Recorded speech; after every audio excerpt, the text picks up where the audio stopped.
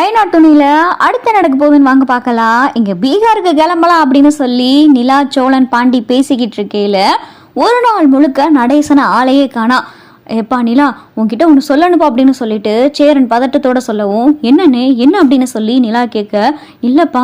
அப்பா நேற்று ராத்திரி முழுக்க வரலப்பா, நானும் காலையில் வந்துடுவாருன்னு பார்த்தேன், மதியமாக போகுதுப்பா, இன்னும் அப்பாவை காணா அப்படின்னு சொல்லிட்டு சேரன் சொல்லவும், என்னன்னு இப்போ சொல்றீங்க, நானும் கவனிக்கல, நேற்று இந்த சோழன் பண்ண பிரச்சனையில நான் சோழனை பார்த்து பேசுறதுலயே நேரம் போயிருச்சு. அம்மா அவர் இங்க போனார் அப்படின்னு சொல்லி நிலா கேட்க,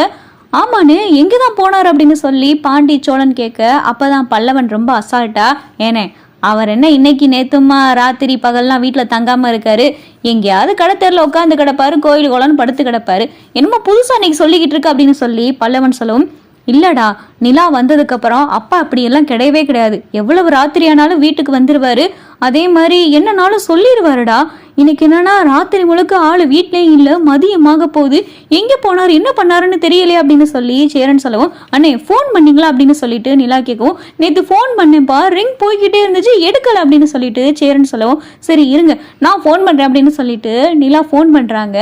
ரிங் போய்கிட்டே இருக்கு, ரிங் போகுது எடுக்க மாட்டேங்கிறாங்க அப்படின்னு சொல்லிட்டு இங்கே நிலாவும் புலம்பிக்கிட்டு இருக்கு. ஏன்பா என்னப்பா அப்பாவுக்கு ஏதாவது ஆயிருக்குமா அப்படின்னு சொல்லி சேரன் பதட்டப்படவும், அண்ணே அதெல்லாம் ஒன்றும் ஆயிருக்காதுனே, உனக்கு தான் தெரியும்ல, என்னமோ அவரை பற்றி என்னமோ புதுசாக குழந்த மாதிரி பயந்துக்கிட்டு கிடக்க, எங்கேயாவது இருப்பார், இன்னும் கொஞ்சம் நேரத்துல வந்துருவாரு அப்படின்னு சொல்லி சோழன் சொல்லவும், இல்லடா எனக்கு பயமா இருக்கு அப்படின்னு சொல்லி சேரன் சொல்லவும், அதெல்லாம் அவர் வந்துருவாரு, நானு நிலா பாண்டி 3 பேரும் பீகார் போகலான் இருக்கோம் அப்படின்னு சொல்லிட்டு சோழன் சொல்லவும், என்னது பீகார் போறீங்களா, என்னடா ஏதோ பக்கத்து தெருவுக்கு போற மாதிரி பீகார் போலான்னு சொல்ற அப்படின்னு சொல்லி சேரன் கேட்கவும், இல்லனே இப்படியே போனா உன் வாழ்க்கை என்ன ஆகுறது, கல்யாணம் வரைய போயாச்சு, போட்டோ ஷூட்டெல்லாம் எடுத்தாச்சு, தாலி வாங்கியாச்சு, எல்லா வேலையும் பண்ணி கடைசி நேரத்துல அந்த பீகார்காரங்க வந்து சந்தாவை கூட்டிட்டு போயிட்டாங்க, பீகாருக்கு போய் சந்தாவை கூட்டிட்டு வரலான் இருக்கோம், அதுதான் 3 பேரும் பேசிக்கிட்டு இருந்தோம், நீ என்னன்னா இப்ப வந்து அந்த ஆளை காணா அப்படின்னு சொல்லிக்கிட்டு இருக்க அப்படின்னு சொல்லி சோழன் சொல்லவும், டே இல்லடா அப்பா வந்துடட்டுமே, அப்பா வந்ததுக்கு அப்புறம் நீங்க பீகார் போறதை பத்தி பேசிக்கலாமே அப்படின்னு சொல்லிட்டு சேரன் சொல்லவும், ஆமா சோழன் எனக்கும் ஒரு மாதிரியா இருக்கு அப்படின்னு சொல்லிட்டு நிலா சொல்லவும், என்ன நிலா அவர் என்ன கை குழந்தையா அப்படின்னு சொல்லி சோழன் சொல்லவும், இல்ல சோழன் எனக்கு ஒரு மாதிரி கஷ்டமா இருக்கு, எங்க போனாருன்னு தெரியல, ஒருவேளை அவருக்கு ஏதாவது ஆயிருந்தா, வயசானவர் தானே அப்படின்னு சொல்லிட்டு நிலா ஒரு பக்கம் சொல்ல, அப்பதான் பாண்டி சோழன் சேரன் பல்லவன் 4 பேர்த்துக்குமே கொஞ்சம் உறுத்தலா இருக்கு,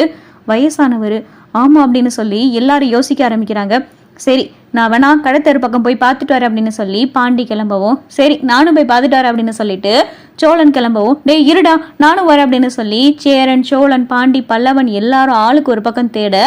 ஊருக்குள்ளேயே பார்த்தா நடேசன் இருக்கிற மாதிரியே தெரியல. கடத்தெருவுல பதட்டத்தோட நிலாவும் சோழனும் நின்றுகிட்டு இருக்க, அப்பதான் கடத்தெருல இருக்கிற ஒருத்தர், ஏப்பா சோழா உங்க அப்பாவை நேத்து ராத்திரி லாரி செட்ல பார்த்தேன், ஏதோ பீகார் போறேன்னு பேசிக்கிட்டு இருந்தாரு அப்படின்னு சொல்லிட்டு ஒருத்தர் சொல்லவும், என்ன சொல்றீங்க அப்படின்னு சொல்லி நிலா கேட்க, அட ஆமாமா பீகார் போறத பத்தி பேசிக்கிட்டு இருந்தாரு, அதுக்கு லாரியை பத்தி கேட்டுக்கிட்டு இருந்தாரு, ரொம்ப நாளுக்கு அப்புறம் லாரி செட்டில் நடேசனை பார்க்கவும் நானும் என்னப்பா ஏதுப்பான்னு கேட்டுக்கிட்டு இருந்தேன், அப்பதான் பீகார் போறத பத்தி பேசிக்கிட்டு இருந்தாரு, பீகாருக்கு எதுவும் லோடு ஏற்ற விஷயமா போறாரு போல அப்படின்னு சொல்லி ஒருத்தர் சொல்லவும், என்னங்க திடீர்னு பொசுக்குன்னு பீகார் கிளம்பிட்டார் அப்படின்னு சொல்லி இங்க நிலா சொல்லவும், பரவாயில்லங்க நானும் அவரை என்னமோ நினைச்சேன், மகன் வாழ்க்கை மேல ரொம்ப அக்கறை இருக்கு போலே அப்படின்னு சொல்லிட்டு சோழன் சொல்லுவோம், முதல்ல இதை வீட்டுல போய் சொல்லணும் வாங்க அப்படின்னு சொல்லிட்டு நிலாவும் சோழன் இங்க வீட்டுக்கு வர, அப்பதான் சேரனும் பாண்டியும் வராங்க, என்னடா இதுவும் தெரிஞ்சிச்சா அப்படின்னு சொல்லி பாண்டி கேட்க, பாண்டி அந்த ஆளு பீகார் போயிருக்காருடா அப்படின்னு சொல்லிட்டு சோழன் சொல்லவும், நிலா முறைச்சு பாக்குறாங்க, என்ன அந்த ஆள் இந்த ஆள்ட்டு, ஏன் அவருன்னு சொல்ல மாட்டீங்களா அப்படின்னு சொல்லி நிலா சொல்லவும், சரி சொல்றேன் அப்படின்னு சொல்லிட்டு, அண்ணே அவர் பீகார் போயிருக்காருனே அப்படின்னு சொல்லி சோழன் சொல்லவும், என்னடா சொல்ற அப்படின்னு சொல்லி சேரன் அதிர்ச்சியோட கேட்க, ஆமாண்ணே அவர் அங்கெங்கன்னு தேடி அலைஞ்சுக்கிட்டு இருந்தோம், கடைசியில அவர் டீ குடிப்பார்ல கடை, அங்க நின்று நாங்க பேசிக்கிட்டு இருக்கையில அவர் கூட பழகிறவர் ஒருத்தர் வந்து சொன்னாரு, லாரி செட்ல நேத்து ராத்திரி பார்த்திருக்காராம், அவர் பீகார் போறத பத்தி லாரி செட்ல பேசிக்கிட்டு இருந்தாராம் அப்படின்னு சொல்லிட்டு சோழன் சொல்லவும், என்னடா அப்ப அப்பா பீகார் தான் போயிருக்காரா அப்படின்னு சொல்லிட்டு சேரன் சொல்லவும், ஆமாண்ணே பீகார் தான் போயிருக்காரு, அதான் ஆளு நேத்து ராத்திரி இல்ல இன்னைக்கு மதியமாக போகுது, சரி ஃபோன் பண்ணி பார்ப்போம், ஃபோன் எடுக்கலைன்னா வெயிட் பண்ணி பார்ப்போம், அவர் வந்ததுக்கப்புறம் என்ன நிலவரம் ஏது நிலவரம்னு தெரிஞ்சுக்கிட்டு அதுக்கப்புறம் நம்ம பீகார் போகிறத பற்றி யோசிப்போம் அப்படின்னு சொல்லி சோழன் சொல்லவும், அதுவும் சரிதான் அப்படின்னு சொல்லிட்டு பாண்டி, நிலா, சோழன், சேரன் எல்லாரும் வீட்டில் அவங்கவுங்க வேலையை பார்த்துக்கிட்டு இருக்காங்க. இருந்தால் எல்லாரும் மனசுக்குள்ளேயும் ஓடிக்கிட்டே இருக்கு, சந்தாவோட வருவாரா இல்லை வெறுங்கையோட வருவாரா அப்படின்னு சொல்லி எல்லாரும் நினச்சிக்கிட்டு இருக்கு. ராத்திரி ஆயிடுது. என்னன்னே நைட் ஆயிருச்சு, பீகார் என்ன உடனே போயிட்டு வர முடியாதா என்ன அப்படின்னு சொல்லிட்டு நிலா சொல்லவும், அவர் அதெல்லாம் வந்துடுவாரேப்பா, நேற்று போயிருக்காருன்னா கண்டிப்பா இன்னைக்கு விடியறதுக்குள்ள கண்டிப்பா அப்பா வந்துடுவார் அப்படின்னு சொல்லி சேரன் பேசிக்கிட்டு இருக்கையில நைட்டு பார்த்தா 1 மணி 2 மணி ஆகுது. யாருக்கும் தூக்கமே வரல. எல்லாரும் முழிச்சே உட்காந்து பேசிக்கிட்டு இருக்காங்க. ஒரு 3 மணிக்கு மேல பார்த்தா இங்க சந்தாவோட நடேசன் வராரு. லாரி சத்தம் கேக்குது. அண்ணே லாரி சத்தம் கேட்குற மாதிரி இருக்கு அப்படின்னு சொல்லி நிலா எந்திரிச்சு போய் பார்க்க லாரியும் வருது. லாரியில இருந்து நடேசன் இறங்குறாரு. அப்பா அப்படின்னு சொல்லிட்டு வேகமா சேரன் போக, என்னப்பா எங்கப்பா போயிருந்தீங்க, பீகார் போயிருந்தீங்களாம்ல அப்படின்னு சொல்லி சேரன் கேட்க, ஆமாடா பீகார் தான் போயிருந்தேன் அப்படின்னு சொல்லிட்டு நடேசன் பேசிக்கிட்டே இருக்காரு. அப்பதான்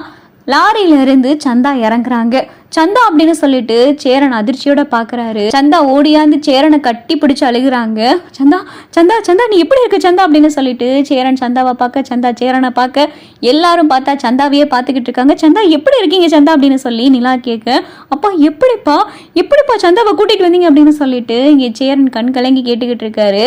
ஓ வாழ்க்கடா, சும்மா விட்டுருவேனா, பெத்த அப்ப நான் பார்த்துக்கிட்டு சும்மா என்னால் இருக்கத்தான் முடியுமா, லாரி ஓட்டுறவன், பீகாருக்கு அடிக்கடி போயிட்டு வந்தவன், பீகாரெல்லாம் பக்கத்து தெரு மாதிரி எனக்கு, அப்படி இருக்கையில அசால்ட்டா உன்னை இந்த கோலத்தில் பார்த்துட்டு என்னால் சும்மா தான் இருக்க முடியுமாடா,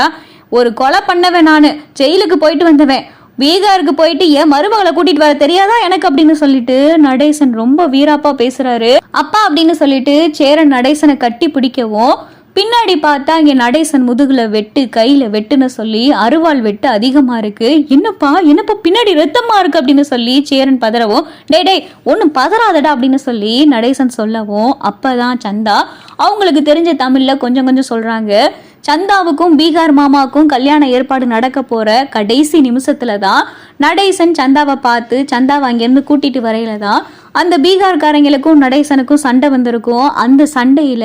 பயங்கரமான வெட்டுக்காயம் நடேசனுக்கு ஏற்பட்டிருக்கும். அதனால தான் நடேசன் முதுகு, கை, கால்னு சொல்லிட்டு அங்கங்க அருவாள் வெட்டு இருந்திருக்கும். இதெல்லாம் சந்தா சொல்லவும், என்னப்பா வாங்கப்பா முதல்ல ஆஸ்பத்திரிக்கு போகலாம் அப்படின்னு சொல்லிட்டு சேரன் கூப்பிடவும், அப்பதான் சோழன் வாங்கப்பா வாங்க போகலாம் அப்படின்னு சொல்லி சோழன், பாண்டி, பல்லவன் எல்லாரும் நடேசனை தாங்குன்னு தாங்குறாங்க. இதெல்லாம் நடேசன் பார்த்துட்டு கண் கலங்குறாரு. நீங்க இப்படி பண்ணுவீங்கன்னு கொஞ்சம் கூட எதிரே பார்க்கல அப்படின்னு சொல்லிட்டு நிலா சொல்லவும், சேரன் மனமேடை வரைய போய் திரும்புறது 2வது தடவை. இதுக்கப்புறமும் அவனுடைய வாழ்க்கை இப்படி இருக்கிறத பார்க்கையில எனக்கு மனசு கேட்கல. அதான் பீகார் போலான்னு முடிவு பண்ணேன், பீகாரும் போனேன், சந்தாவையும் கூட்டிட்டு வந்தேன் அப்படின்னு சொல்லிட்டு